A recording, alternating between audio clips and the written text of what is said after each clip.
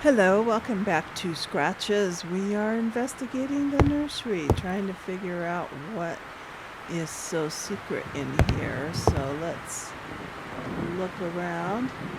That empty cradle inside such a dirty and neglected room made me feel very sad. It's a kind of depressing nursery anyway. Okay, we have blocks and numbers, and so I'm going to make note of these. 0, I is 1, N is 7, 4 is 8, and it spells Obina. 4 is 8. What do I mean by that? 8. A is 8. Okay. More blocks? Yep. Oh, see? Now 0 is 6. Maybe 0 is actually, 0, O is actually 6. Because that could be what that other one is saying. And V is also 6. And is that R? 5. S is 8. And I don't know what 1, it looks like an H. It's 1.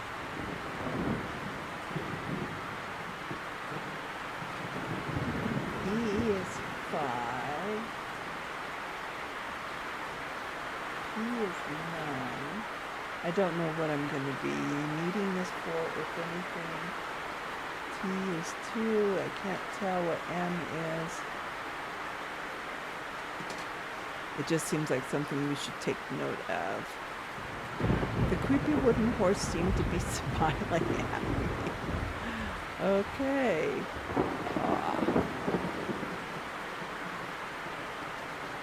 It is some cool artwork. Some of it's kind of strange, but...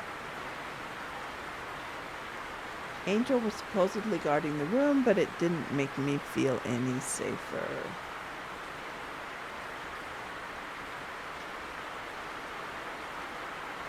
Okay, let's go this way then.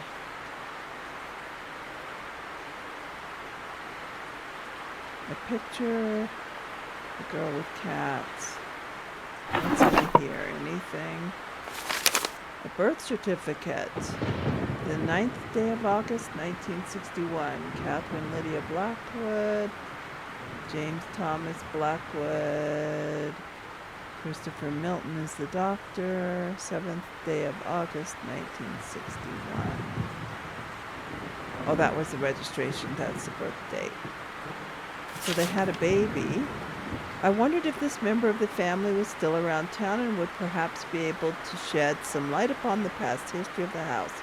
I had to find some way of getting in touch with him. But we don't even know his name. And that's a bunch of baby blankets. Or is it the doctor we're talking about? Maybe it's the doctor we're talking about.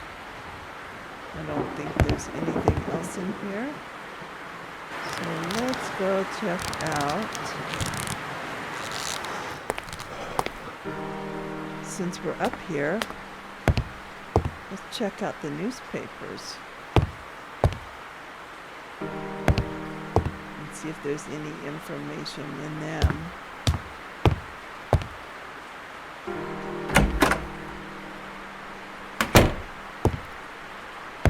Because we always needed dates for them, so I checked if there was anything of interest back in August 1961. Sad news hits our beloved town today following an announcement that was received with rejoicing amongst many that one of the most illustrious members of our community, Mr. James Blackwood, was having a child soon. We now have to relate a macabre turn of events. The son that was being lovingly awaited by the Blackwood family died shortly after the delivery due to a strange ailment. Understandably, the information disclosed about this happening was succinct, It appears that Mrs. Catherine Blackwood was already suffering from pains in her stomach, probably an indication that there was something not healthy about her pregnancy. Dr. Christopher Milton, who attended the birth, assured us that he made every possible effort to ensure a safe delivery. But with bowed head, he said that the boy was already doomed ever since his conception. The cause of death has not been stated, but those few close to the Blackwood family have said there were serious complications during the delivery. Helping to relieve that somber news, Mrs. Blackwood was thankfully found to be out of danger. Her husband did not wish to comment about the event. Wow. So I guess we're not going to talk to him. My huge disappointing feeling gave way to an empty void feeling something wasn't right here. I began wondering if James Blackwood was somehow involved with the death, I guess. Mr. James Blackwood, distinguished resident of this town and a widely acknowledged construction engineer, was accused of murder yesterday by Miss Eva Mariani, maid of the Blackwood family. Okay, we knew that. So is that everything from there? Yeah, because we read this. I wonder if we can get a hold of the doctor. Maybe that's who we can still contact in town.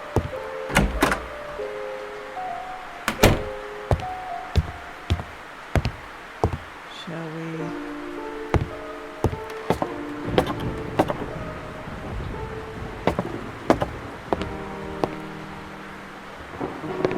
You know what else I want to check out is this. While we're on our way, I was going to go call Jerry, but while we're on our way, let's look at this. Let's oil. Okay. Let's oil the other wheel. Okay. Aha! Now we can move it aside, and of course there is a door. Let's get our hammer.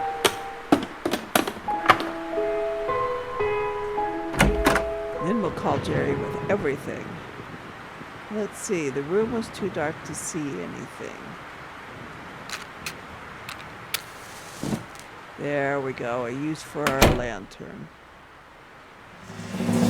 Oh, nice. The odd-looking African mask was positioned in the middle of the storeroom. Its presence made me feel terribly uneasy. Yeah.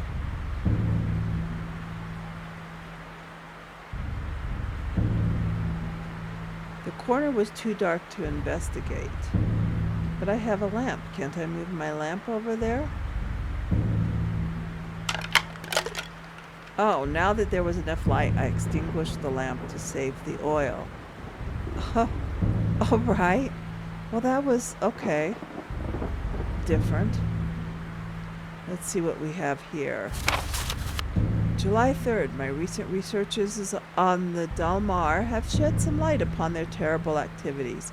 I understand now that the lack of existing information about them was not only a cause of their small size and rarity, but also a reluctance, or rather superstitious attitude towards their nature.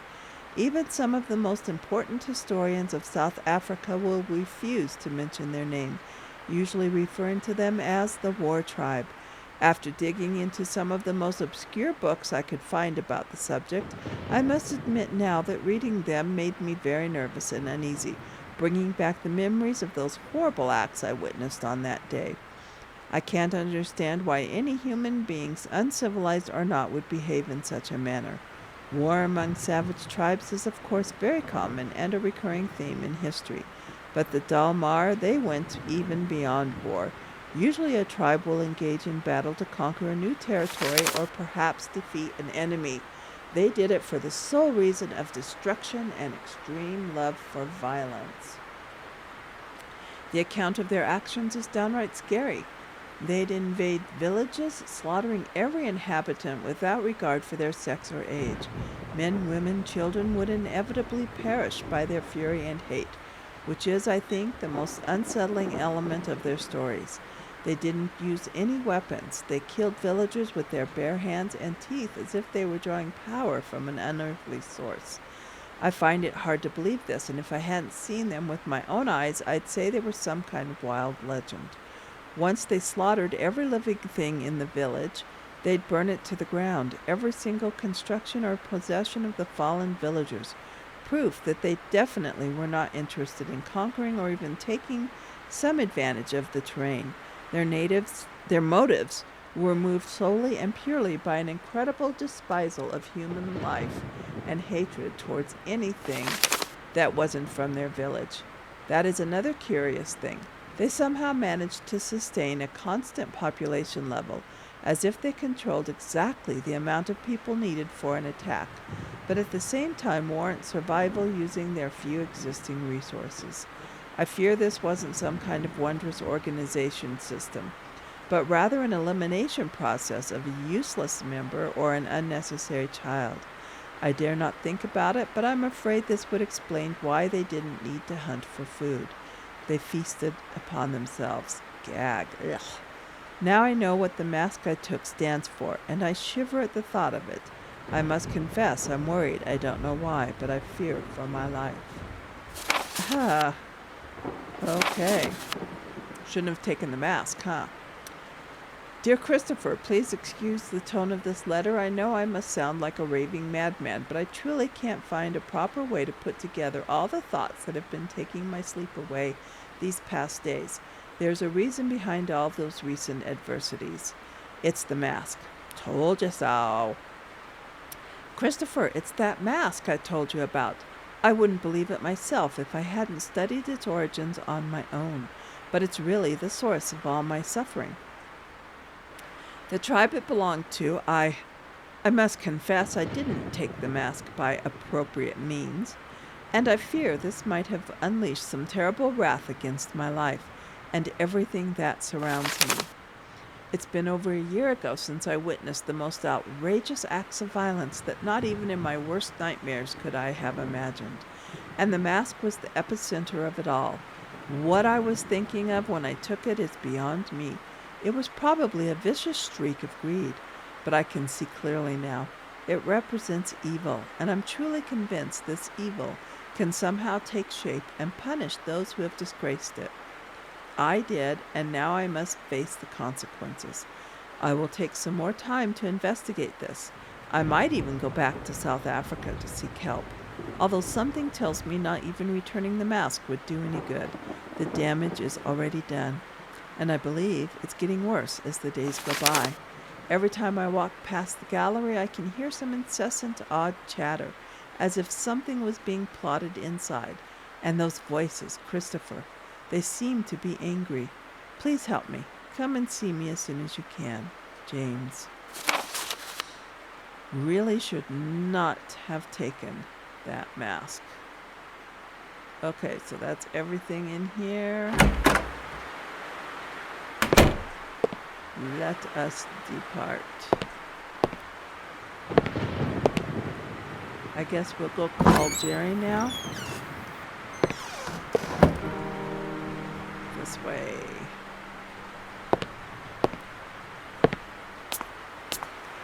And tell him, guess what we found?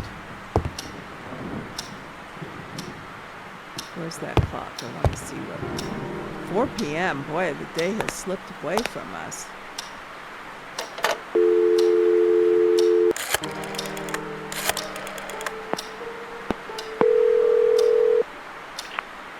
Jerry, it's me. You won't believe what I found here. Try me. It's about the happenings that led to the murder you told me about.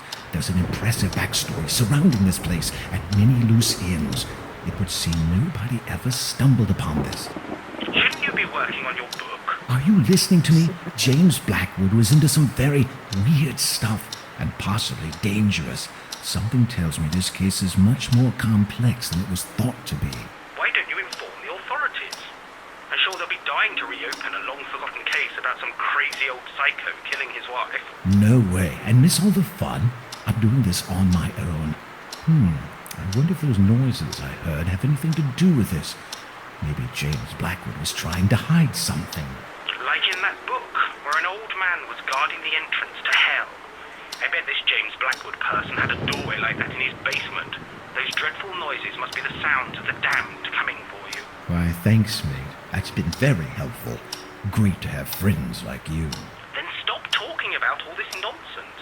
Do you have any idea how crazy it sounds? You're a writer, not some fancy PI. I'll get to the bottom of this. I know I will. I'm certain there's much more to James Blackwood than a simple act of murder. Now you're sounding more morbid than usual. Simple act of murder? Oh, goody. Just somebody died, nothing to worry about. This isn't like you, Michael. This whole thing is really affecting you. Stop being a drama queen. I'm a grown-up and I'm pretty aware of what I'm doing. Fine, go chase around the ghosts of James Blackwood. I'll stay here in the real world. I'll let you know about my progress. I don't know why I keep calling Jerry. He's not a lot of help. Let's check in with Barbara. Oh, wouldn't have been polite to bother Barbara on a Sunday. Okay, that's right. It is still Sunday, isn't it? Shall we go up and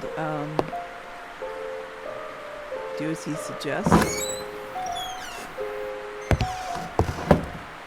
Write a little bit.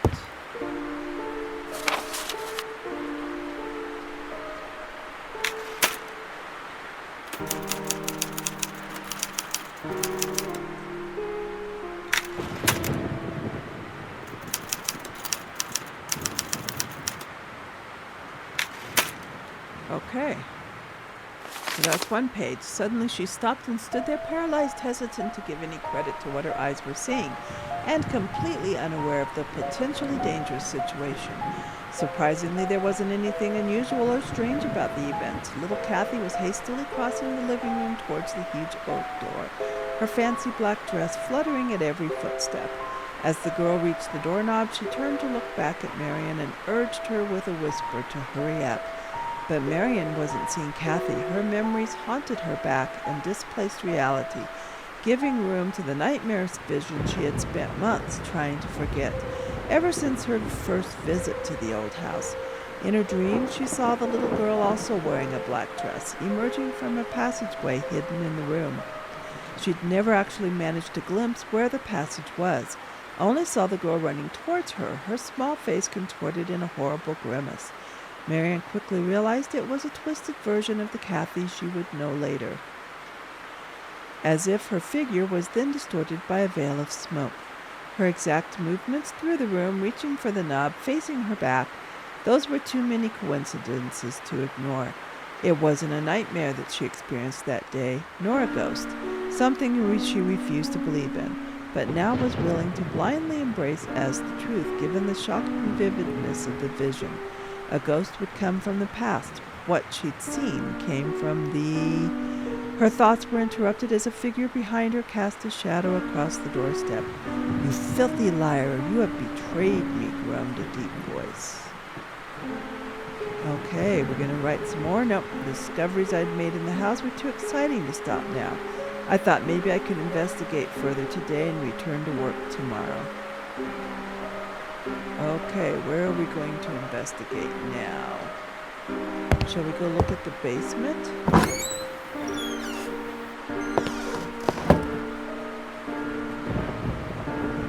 Wait, which way is the basement? Let's go this way.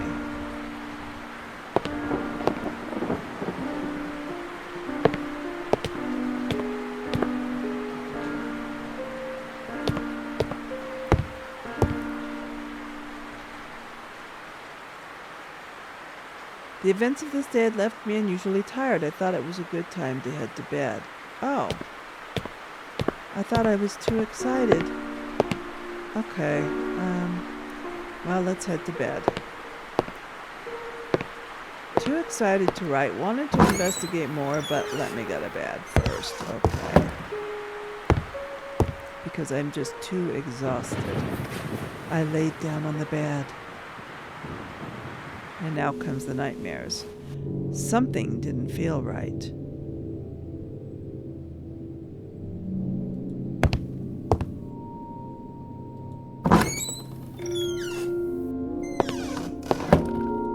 Is it here with the mask?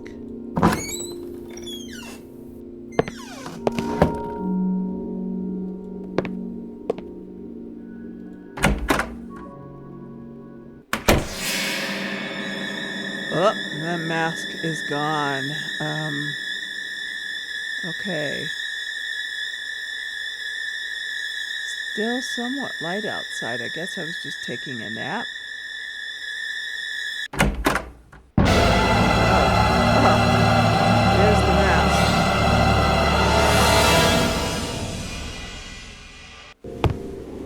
Once again, I was awakened during a bizarre dream by those scratching noises. Are they in the... here again? I had to find out their source. Okay. I bet you it's down in the basement. Maybe now that we have a lamp, we can get into the other way, furnace, and figure out what's going on.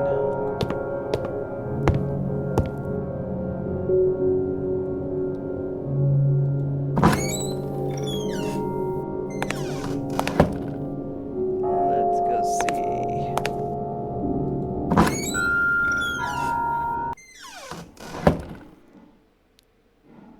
Oh, it's dark. The room was too dark to see anything. I'm using my lamp.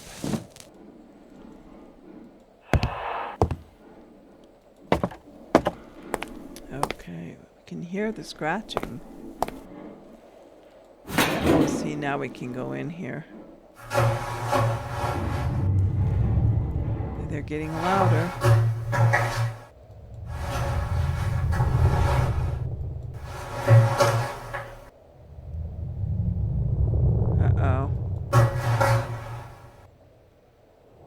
Oh, I can't go any farther. Oh.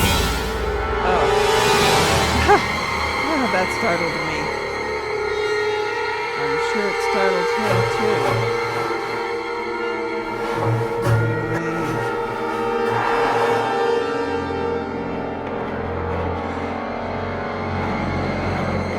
Uh-oh.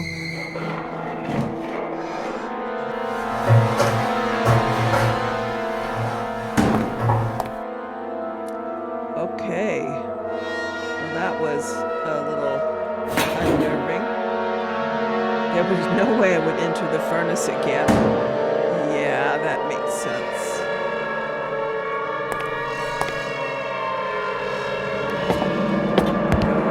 With my heart pounding, I barely gathered the strength to leave the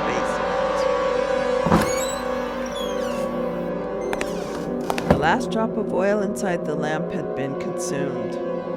So it's empty now. A fashion lamp. Yeah, sometimes you dream of going on adventures and then the reality is not as pleasant. I was too confused to think straight and decided almost against my will to return to bed with somebody roaming around my house. Alright, that makes so much sense. Just make sure we lock the door. I went back to bed. Of course, it might have been a dream. Monday, October 14th. My third and final day inside Blackwood Manor began with an odd feeling of expectation. Still shaken about the occurrences of last night, I managed to pull myself together and focus on finding out what really happened inside this place. Okay. So this is our final day here. I'm going to make some discoveries. But first, of course, we're going to call Jerry. Oh, it was incredibly cold inside the house now. So I guess first we're going to make a fire. Which is something I wanted to do all along, but... Oh, I don't need to do that? Just light it? There we go, a nice fire. The wood was burning nicely in the fireplace. Okay. Now we'll go call Jerry. Let's see what time. Whoops, that clock. Okay. 10 a.m.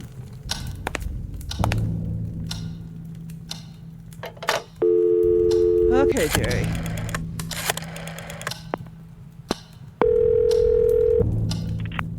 Who is it? It's me. The ghost hunter. Any contact with the other world yet? Actually, I'm not sure. Jerry, I'm definitely not alone in this house. What are you talking about? Last night I saw something down below. It was moving. I wasn't dreaming, and I'm not making this up. Are you sure it wasn't a mutant rat? Definitely no rat. I'm calling the police. No, not just yet. Michael, for Christ's sake, you could have a burglar inside the house. This is no burglar, Jerry. It's much more interesting than that, and I want to figure this out by myself. Have you taken leave of your senses? Just Yes? promise me you won't call anyone. I can do this on my own. Whatever. Just call me if you need any help. I'm driving there today. Right. Bye. Okay, well, let's try calling Barbara. Check in with her. I was about to dial. I remembered that Barbara said she would take Monday off. Okay, so we can't depend on Barbara. Shall we go back down and check out that furnace again in the daylight? Now that we have more light?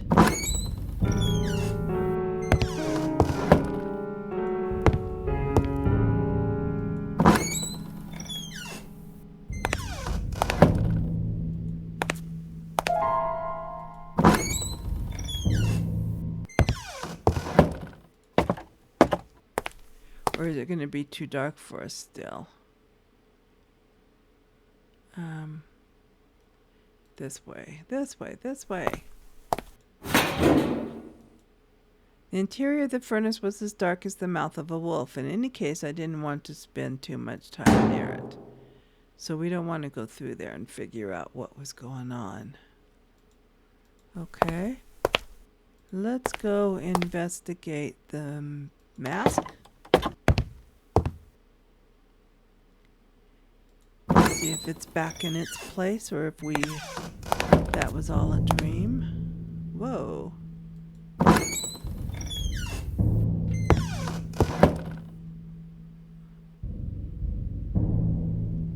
Which way are we going? This way. Wait, the mask. Upstairs.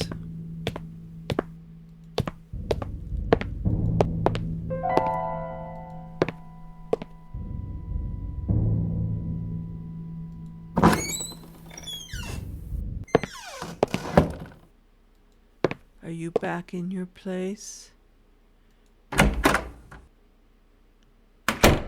It is. It's back where it belongs. I studied the mask and it silently stared back at me. Okay.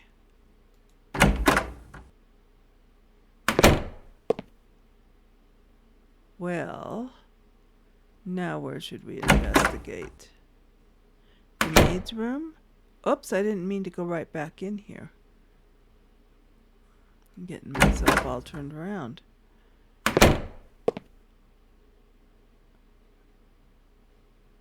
Nothing else around here. This is the way we meant to go. Still wonder about this thing, but I can't get it.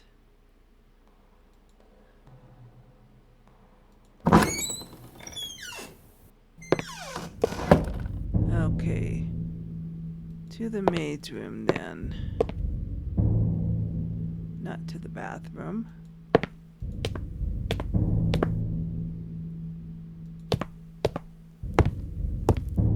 It's not raining anymore either. I can go out and check out some of these other places too.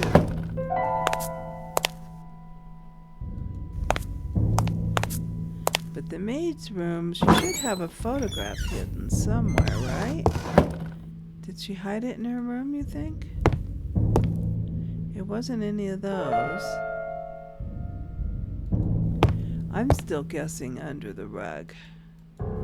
Just because of the way that's shining right on the rug. But no.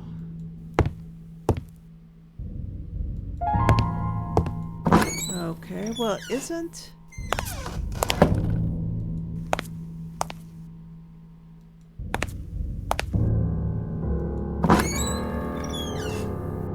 the electrician's supposed to be coming today too. Let's go check that out.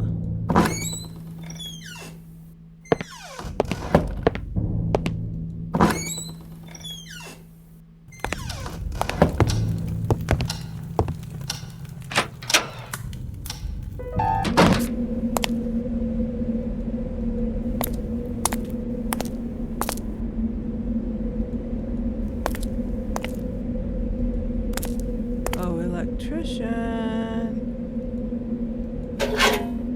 Nothing there. So no note. No electrician.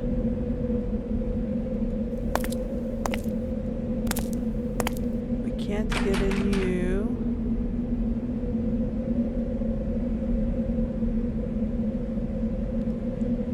The key. Aha! Now we can get in here. Okay. Strong smell of aged oil was infecting the barn-like garage. Well, now we know where we can get more oil. Oh. It offers a little light, so it's like powering something. There was an old and dusty bicycle in the garage. It seemed to have some sort of device attached to it. The odd device was attached to the rear wheel. Can I get it off? That was pointless.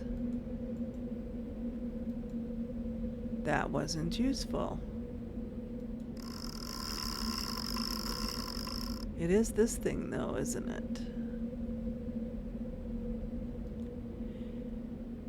Okay, so maybe we can find some tools in here. Toolbox. What was that? A screwdriver.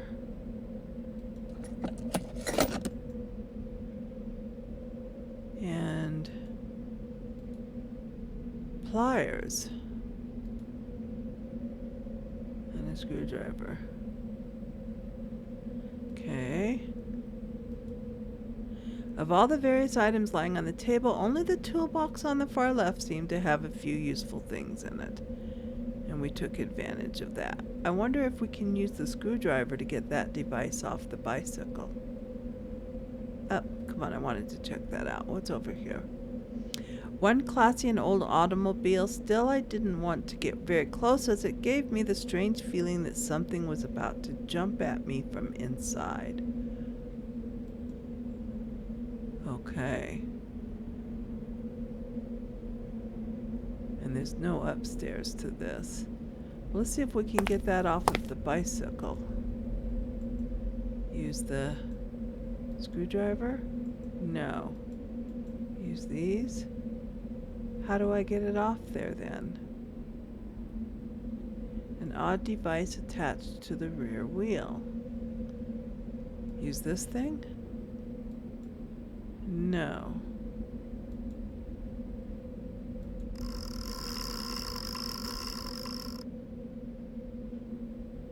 So if you turn that, that lights up that. Huh.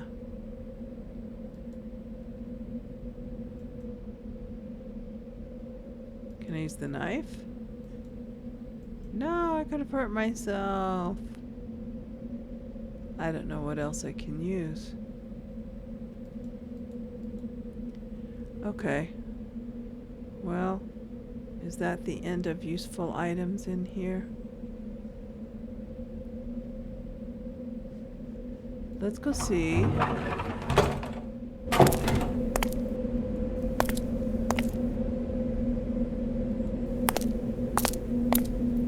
Gonna go check out the basement with my new tools. I could probably cut the wire on that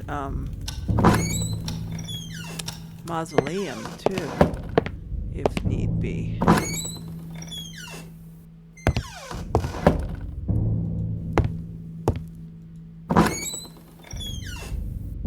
Oh wait, no, that was a chain though, wasn't it? Let's Let's go see what we have down here.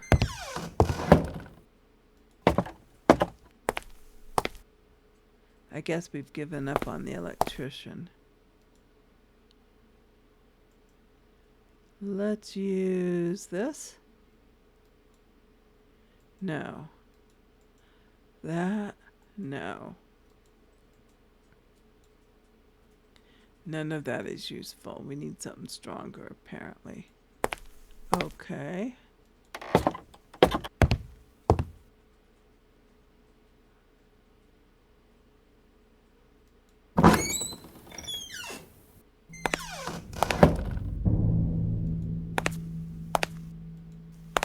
Was it, this had a chain on it, and that other, the shed had wires, right?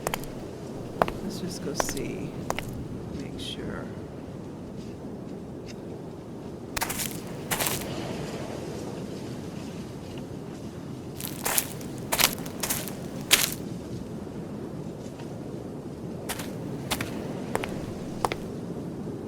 No, this had wires on it. All right. Let's see if we can cut the wires. Yes, we can. Yay. A cold shiver ran down my spine as I entered the decaying crypt. The foul smell of rotting flesh seemed to have persisted throughout the years.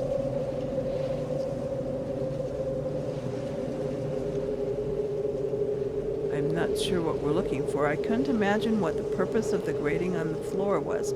Obviously, nobody down there was in need of fresh air. All right. Obviously not. I seriously considered what I was about to do, but my curiosity got the better of me. Ugh. A corpse in advanced stages of decomposition was inside the coffin. It was disgusting. Whoever that was, I could sense a feeling of terror on its dead face. The body's been resting for several years until my disturbance. I decided to leave it alone. Okay.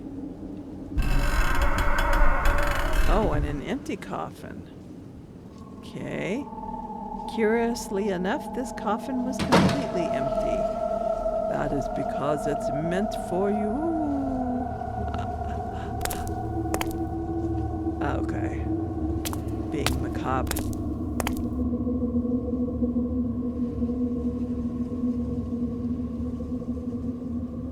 We can't see any of this stuff, apparently. Most of the plaque were too badly eroded to make out what they said. I barely managed to read something about a rat person that died in the line of duty. Seeing one dead body inside the crypt had been enough for me. This coffin was half opened, and I was horrified to glimpse the remains of a dead cat in it. Strange. Well, you know, some people do bury their cats. Even though it was in better shape than the rest, it was too dark to make out what the plaque read. Also another where I have to get some light down here somehow.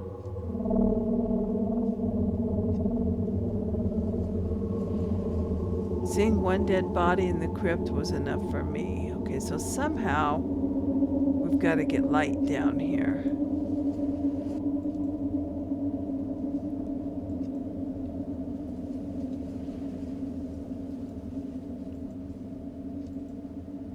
Okay. I'm gonna pull off the grating. What's this? Most of the plaques were too badly eroded to make out what they said.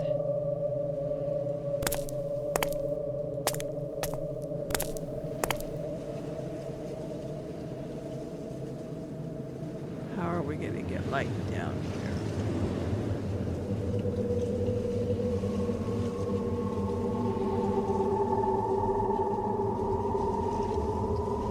I couldn't imagine what the purpose.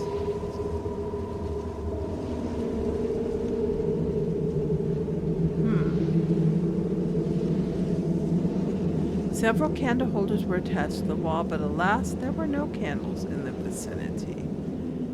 course not. We just need to figure out a way to get light down here.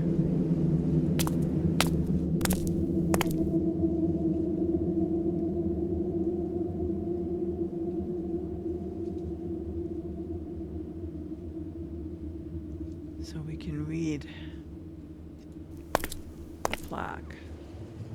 Because it's almost hitting it.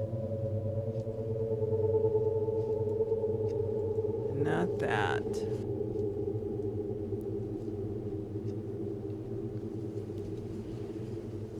Nothing shows that we can use it. Maybe we just have to wait later in the day?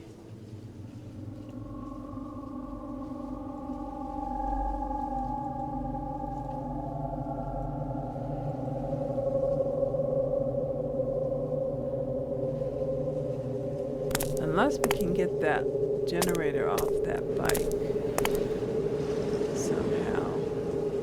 Nothing else in here for me to do anything with.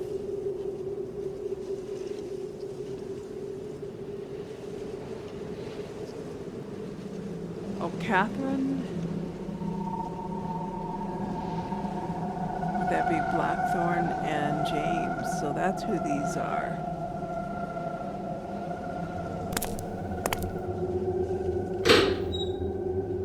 Okay. After leaving the crypt, I stopped to think for a few seconds. I only found one body inside, but there were 2 plaques. Something was evidently out of place here. Yeah, because one of the bodies is buried in the ground somewhere.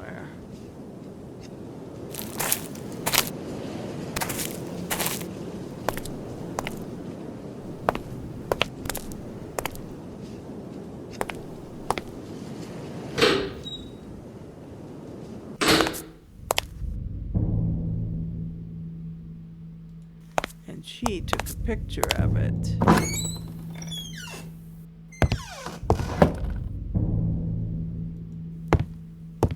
But we don't know where she hid that picture, and I'm suspecting it's under there.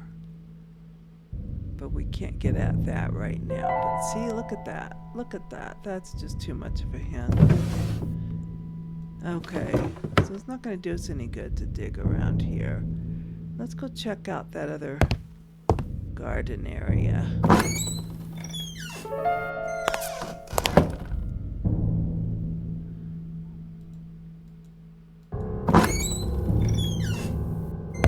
Oh, I didn't mean to do that. I meant to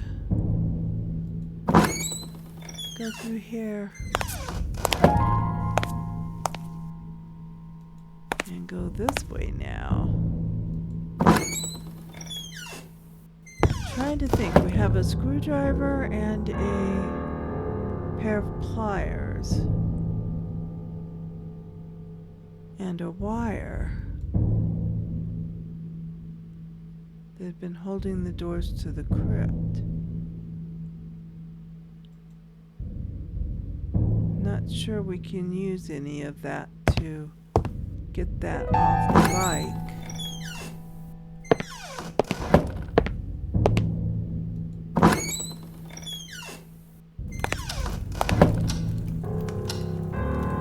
I don't think the wire would help with the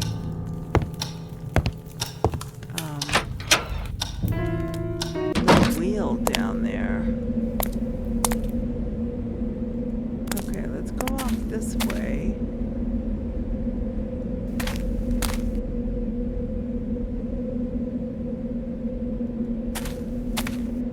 Okay, that's the greenhouse.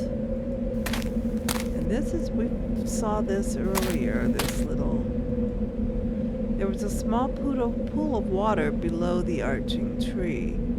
The tree had a little hole in its base which allowed some water to pass through. Okay.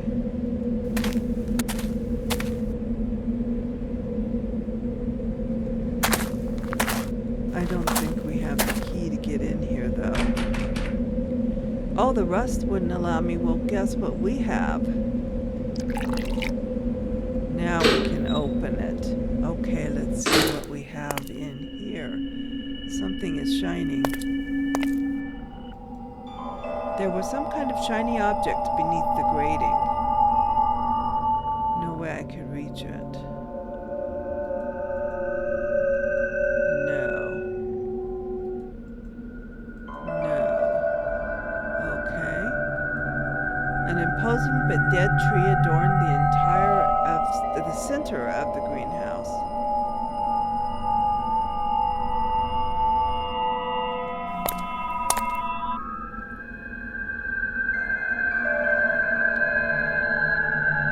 Nothing else here. Just a lot of dirt.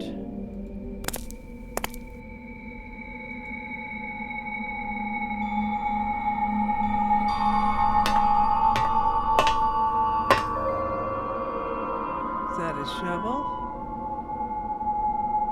And a hose? Oh, the large hose was lying on the walkway. And it is a shovel. Oh, but it's stuck in the soil. Oh, not now, it's not. Okay, so where am I going to put the other end of that? Wait a sec. Oh, am I going to attach it to something down there? Several pots were scattered here and there. A few had pathetic plants in them. A weed killer. Unopened bag of fertilizer.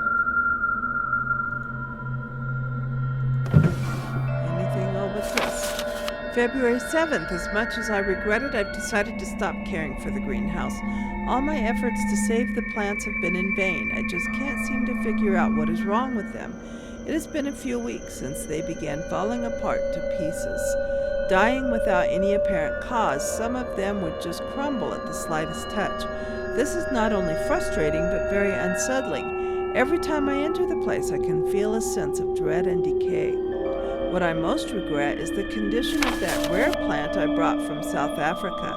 It's now all sad looking and almost dried up. I will take it upstairs and look after it, hoping it will get more sunlight, assuming that everything that has been happening here has a natural explanation. Death is surrounding this place, and I can't seem to do anything about it in spite of my concerns. I can't help thinking that all of this began when I brought that. I wonder. No, I have to put those thoughts aside. I should stop reading all those sinister books. They're getting under my skin. So is this the plant? It's strangely attractive. Do I want to grab it? No, I could have hurt myself. I don't have anything to dig it up with. The watering can was of no use to me. I had no plans to try to revive. Oh, there we go, pruning shears. I took a few leaves with me. Okay, those are going to be something. I'd taken a few leaves and fruits from that strange African plant. They had a very particular smell. I'm sure we're going to use them somewhere, somehow. Some way. Okay, we got to hook up this hose to something.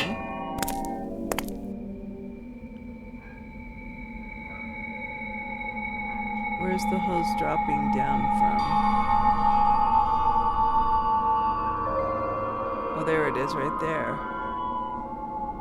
And down here to this. And turn it on.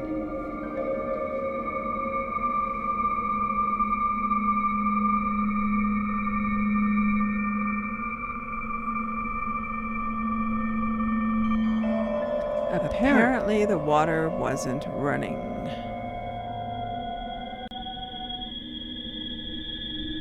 So we will make it run somehow. Let's see, not here apparently.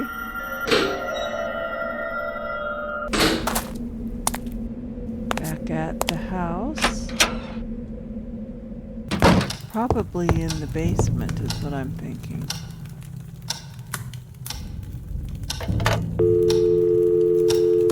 Jerry can get us a plumber. Yes? Hi, Jerry. Michael, I was worried about you. Are you doing okay? Yes, I'm fine, and I think I know the identity of my intruder. Tell me, who is it? James Blackwood. The Blackwood person? Michael, are you serious? That the ghost of the murderer is roaming the house? I'm not talking about his ghost, Jerry. I'm talking about him. What the heck do you mean? I mean James Blackwood himself, alive in this house. What? How is that possible? It makes sense. After murdering his wife and realizing what he has done, he begs for help to Christopher Milton, who fakes his death. Milton, the previous owner? Michael, you're losing your mind. Even if he managed to hide himself, how did he survive all this time? Milton has been missing for years. Good point, but I'm sure a desperate man like Blackwood would have found a way. Yes, by turning into a ghost. Wait a minute. Yeah, I have it right here. James Blackwood passed away on June 1963. Would you please stop this? Jerry, just listen to me. I know I'm right. There's only Mrs. Blackwood's body in the crypt. His is missing. Oh God, Michael. You've really gone out of your mind. Digging into coffins, what next? Desecrating the chapel? Whatever it takes to solve this mystery. You can only find stories like this in books. Precisely why I'm beginning to wonder about your sanity. You'll see. You'll see. I'll show you. We are going to go solve this.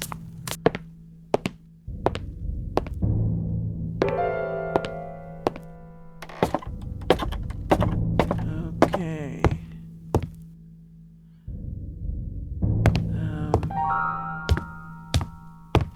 Do we have a newspaper account?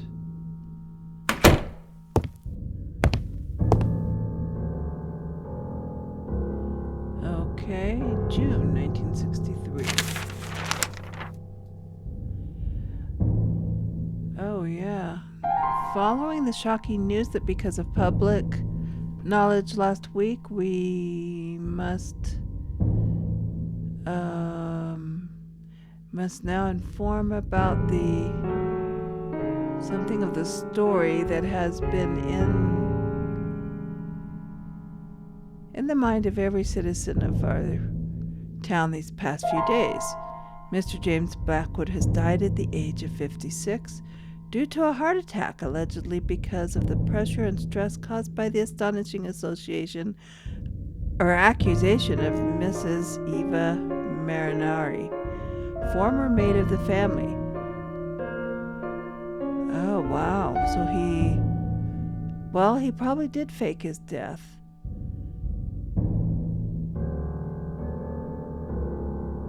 So Milton took over, and we have a phone number to check out again.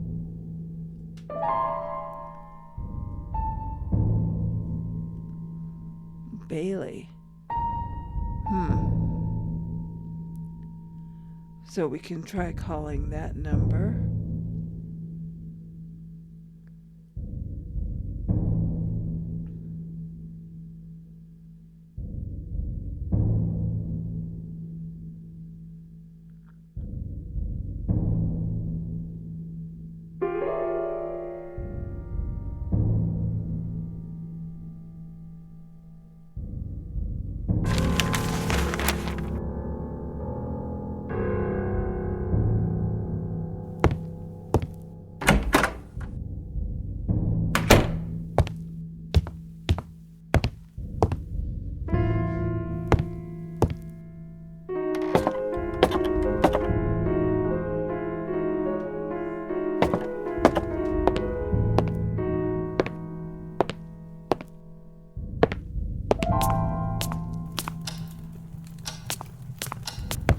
Alright, let's see.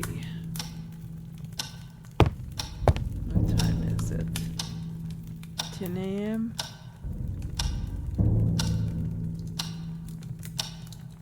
Yes.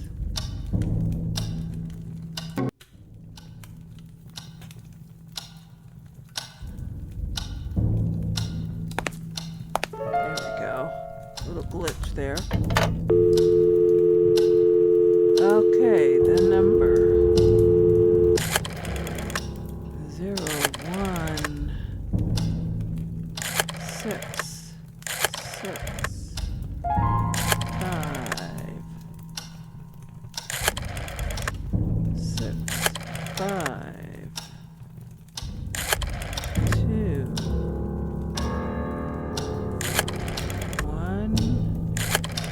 165.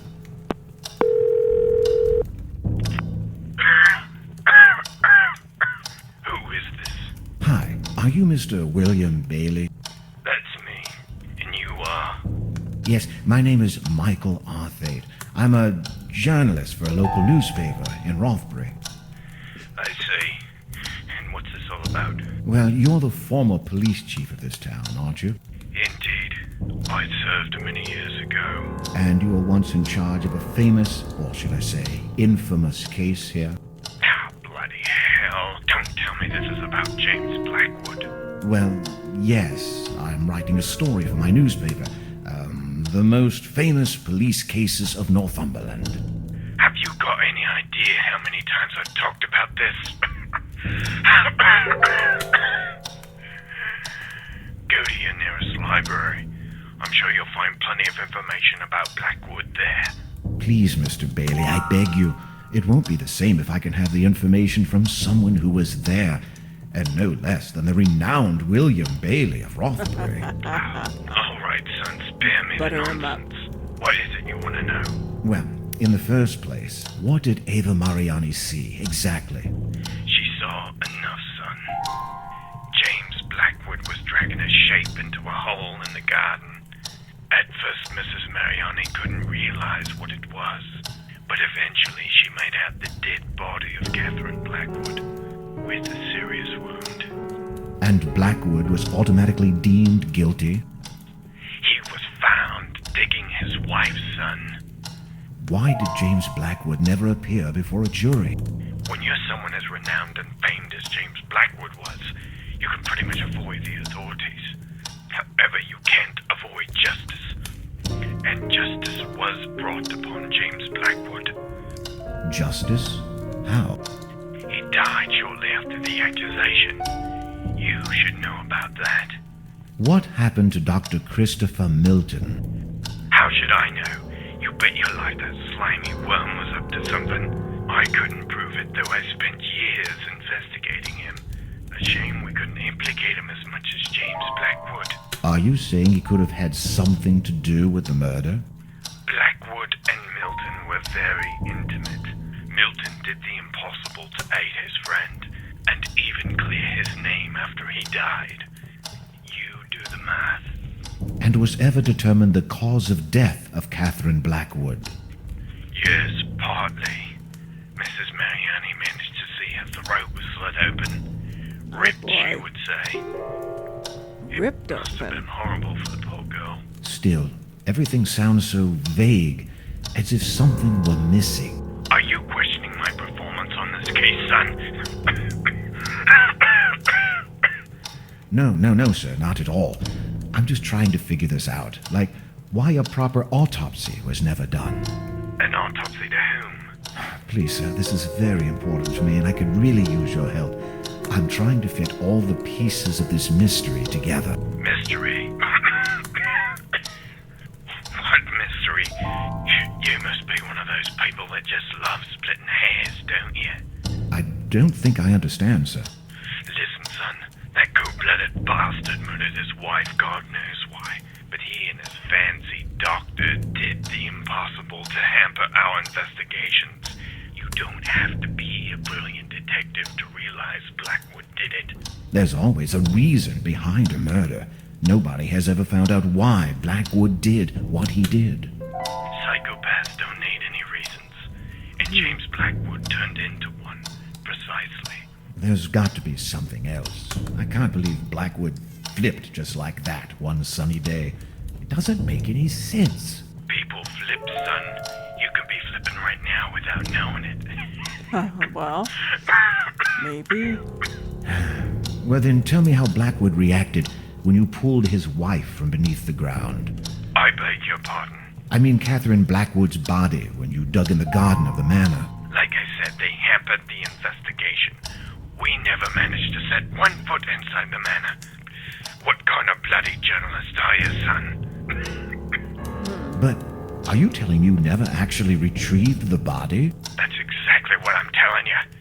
Now, if you don't mind. But wait, this doesn't make any sense. Stop wasting my time, damn it. I was enjoying my retirement until you had the brilliant idea of calling me. I don't want to hear anything else about this case ever again. Please, Mr. Bailey, don't... Leave me alone. Interesting. So that may or may not be Mrs. Blackwood's body. We don't know for sure. Okay, what have we got to play with? All of these things. Do you think? I don't know whether I want to go to the basement or go investigate the maid's room again.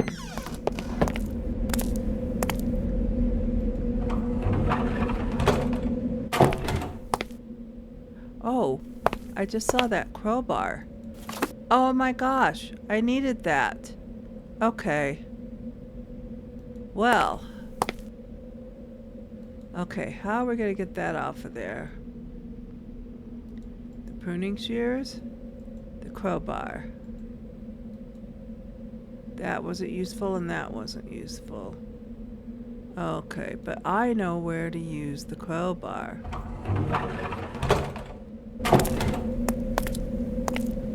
Now we can get that wheel turned in the basement and maybe get the water going.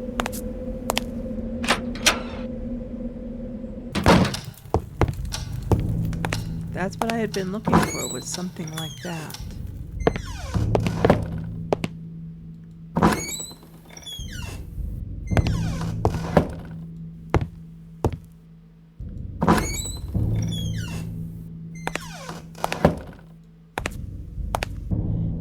Get out the shovel, we can dig for the body.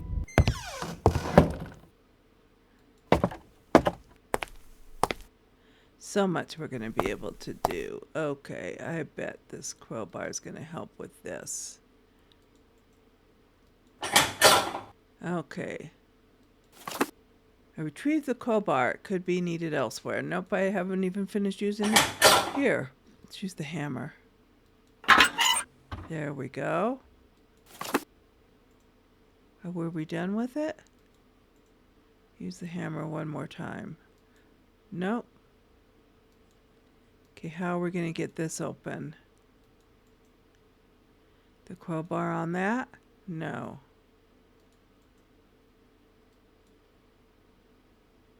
No need to fiddle anymore. So maybe we got the water going. Let's go find out if we did or not.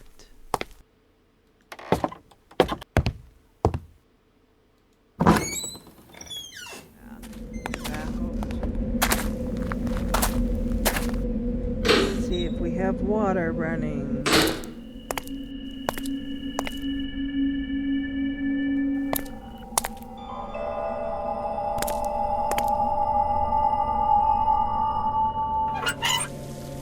We do. Yay. Okay, let's go up and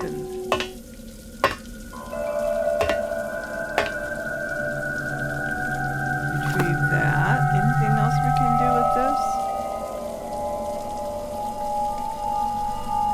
Several pots scattered here and there.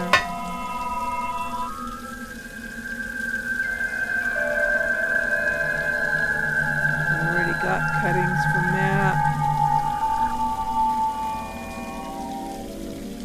Are we gonna make some tea with those and poison somebody? I don't know.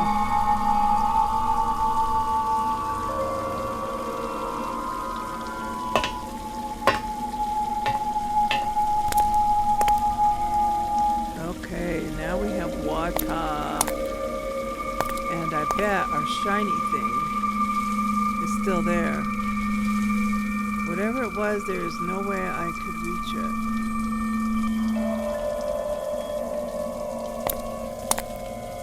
Can we get...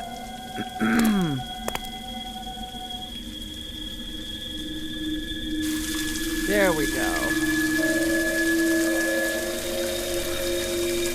Because that's what I was wanting to do, was wash that out, and then we'll go check under the tree. It's still there. Oh wait, now it's gone. Shiny object has been washed out of sight. Okay, that's what I want. What's this? Oh, that's the shovel. Alright, let's go find out what the shiny object is.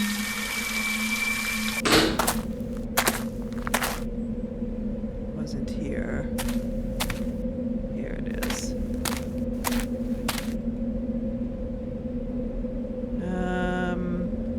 Small pool of water below the arching tree. Water is allowed to pass through. So is our shiny object around here anywhere? No? Oh, I thought sure that would be the answer.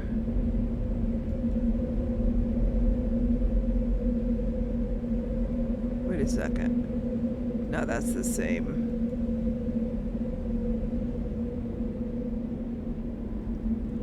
Okay, well, I thought that would allow us to get our shiny object. Just a little farther along here.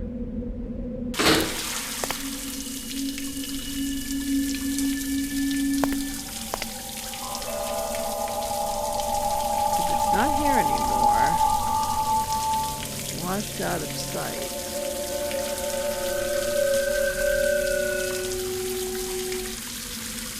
This goes along.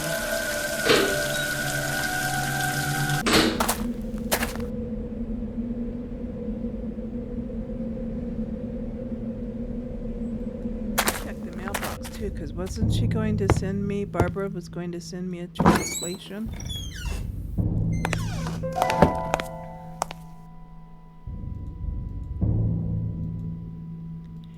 And now the water was running, but there seemed to be a problem with the pipes.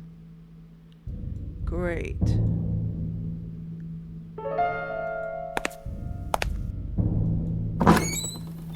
So what is the problem with the pipes?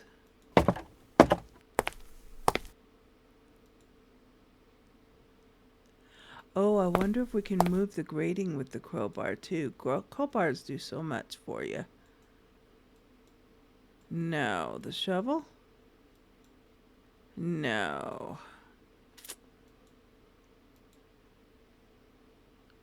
No more need to fiddle with the valve, but I want to get into that. Well.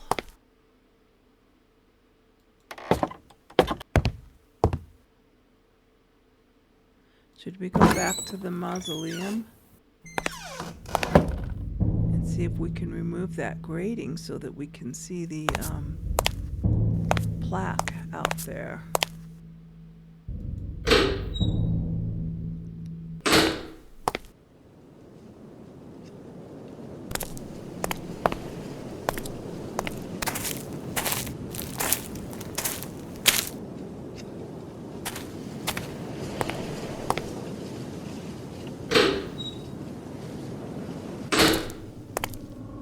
Okay, with the crowbar.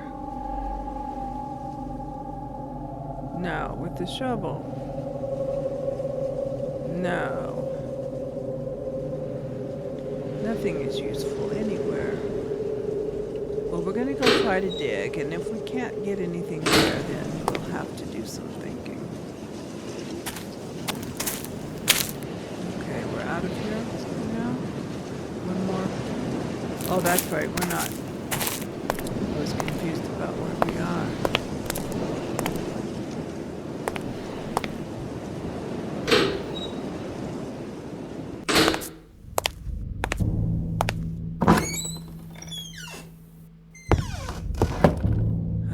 Okay, out over here.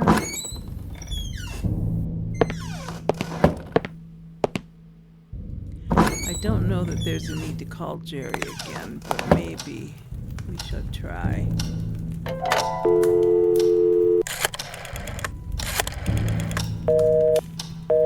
Nope.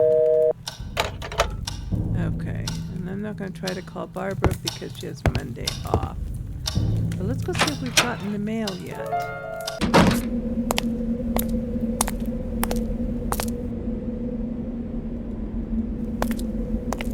Have to go all the way around like this. We have! Oh boy, even though I was anxious to read the letter, I tried to remind myself that I should give a raise to my efficient assistants.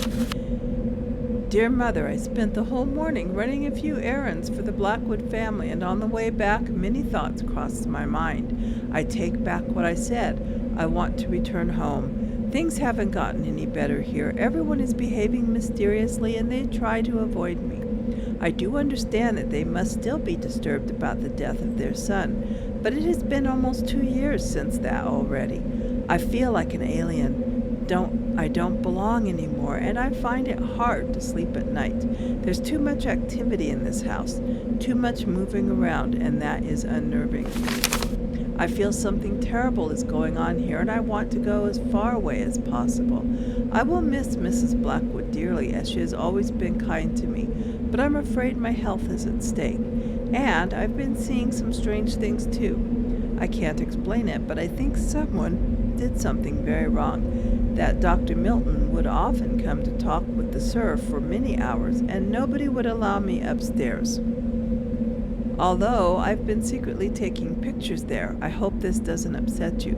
But don't worry, they are well hidden under a loose board beneath my bedside table. I knew it. Please, Mother, forgive me. I know I should have listened to you. It's not like I'm stubborn. I just wanted to wait and see if things would get any better for myself. They haven't, and that's why I'm asking you for a place to stay until I sort out my situation. Call me as soon as you can. I usually have to stay in town until 5 o'clock, but lately I've been coming back about an hour earlier.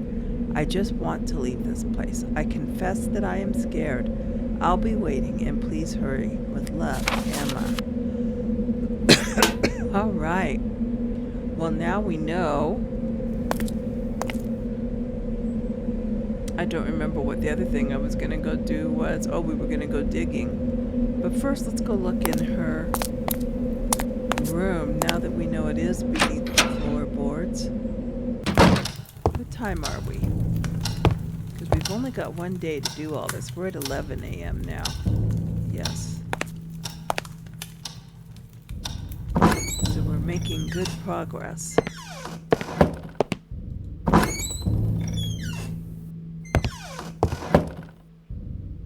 To the maid's room, where she has been hiding pictures.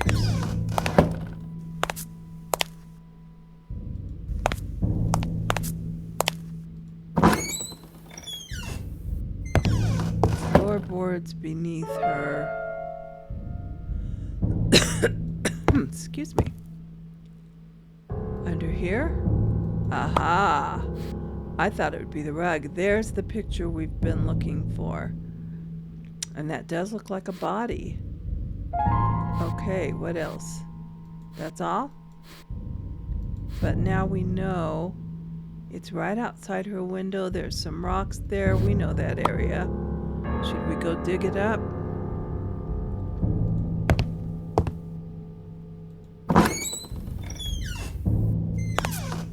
Back on out to that area. And we'll do a little digging. Okay.